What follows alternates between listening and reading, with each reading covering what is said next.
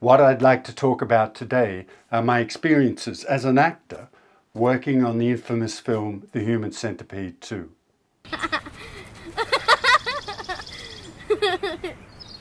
I don't remember how the audition came about. I don't know if it was a posting that my agent responded to, but I have a vague memory that Ilona may have contacted my agent because I had a quite distinctive beard at the time, and maybe that was something that appealed to them, but to be honest, I don't remember. Whatever it was, I remember going to the audition, and it was down near the law courts in London, if anyone knows London or is from London.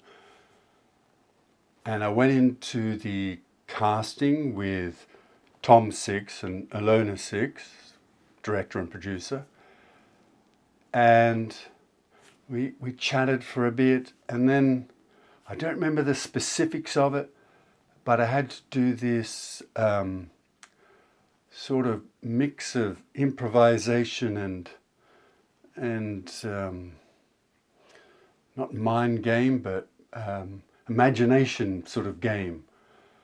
And I think what Tom did from memory, the only thing I remember about it is it was something to do with a goat or a sheep or something. And he just planted an idea and I had to run with it. I think that's what happened. And he may have interjected at times and fed things into the story. But that's what we did. We went on this sort of imaginative, creative little journey. And that was the audition. And I don't think I've had anything, definitely hadn't had one like that before. And I can't remember anything since. Although commercial auditions can get pretty crazy what they ask you to do sometimes. And I walked out, and I had, because of that uniqueness, I had absolutely no idea whether I'd done well or not, or whether I was in the running or not. Sometimes you have a bit of a feel, it's often wrong to be honest, but sometimes you have a feel of something, but I was just at a complete loss afterwards as to whether I was going to get it or not. And fortunately I was offered the role. There was a bit of a problem because the agent I had at the time wasn't responding to Ilona as she was trying to organize contracts, and she's trying to give me the job, but my agent wasn't responding to her for some reason. So we ended up having to cut out my agent, and we just dealt with it directly and just informed my agent, well, soon to be, agent no more, that we'd sorted it out. So that was an interesting start in itself, all of that. When everyone had,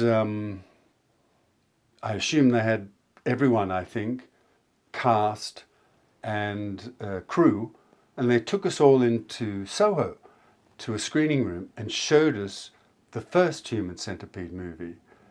And I think it was to A, give us a feel for what's coming, and B, just kind of let you know what you're letting yourself in for. So, which I thought was a really good idea. And I remember coming out of that thinking, that's kind of a bit out there, what's going on here. But I also thought, it's kind of all in your head. They show you the three people, but it's a lot of the worst stuff is left to your own imagination. They show you a diagram and explain what's going on, and you're left to think about it. So you're sort of creating the images in your head. So that's kind of how I felt about it. And then it was time to start filming, and I only ever got my scenes, so I didn't know about all the other stuff, which is probably why I only got my scenes, and I expect to keep it all secret. And so filming my scenes was fantastic. I had one day in somewhere in North London above a pie and mash shop or something like that. I can't remember what it was. As my role was Dr Sebring, and I was the sleazy family doctor, shall we say. And I have one scene with, scenes with Lawrence, the main character, and Lawrence's mother, and Lawrence is his real name. And my scene was all around trying to explain his obsession with centipedes to some kind of sexual desire or something, and I have some dialogue trying to prove that or mesh those two things together. And my other scenes were in a car park where I'm getting pleasured by a young lady, and then I get shot. When Martin comes along, the main character comes along and gets revenge on me for what I might have done in the past. And I have to say that my days of filming were fantastic.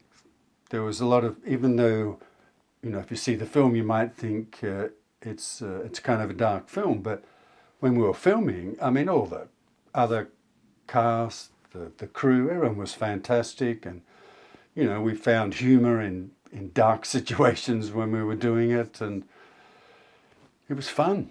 And you might think, because of the nature of the film and some of the other films they've made, that Tom and Alona are some sort of, I don't know, crazy people or undesirable people or something weird about them. But from my experience, absolutely lovely people. I'm sorry if I'm ruining their street cred there or something, but they're absolutely lovely people, always treated me absolutely fantastically, really kind and understanding and inclusive and kind of laid back. So I've got nothing but good things to say about them. And there is something to be said about, whether you like films or not, you have choice. You don't have to go.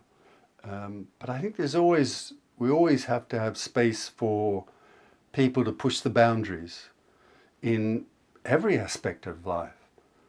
Because it's only when you push the boundaries, and people push the boundaries, that you can find out for yourself what you feel comfortable with. So, and, creativity is all about pushing boundaries. As I said, you don't have to go and watch it if you don't like it, or you don't like that kind of thing.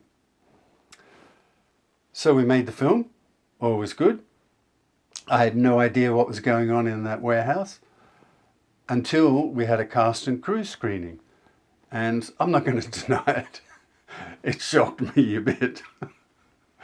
Because my scenes were kind of, set up kind of scenes, and they're kind of, tame, very tame compared with what was to come.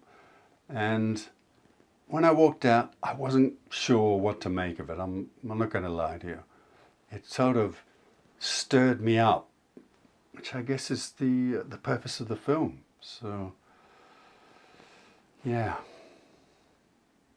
So I have to say that irrespective of what you may think about the film, for me, it was a very positive experience. I had a lot of fun shooting the scenes and working with other cast and crew and with Tom and Alona. It was all positive from my experience.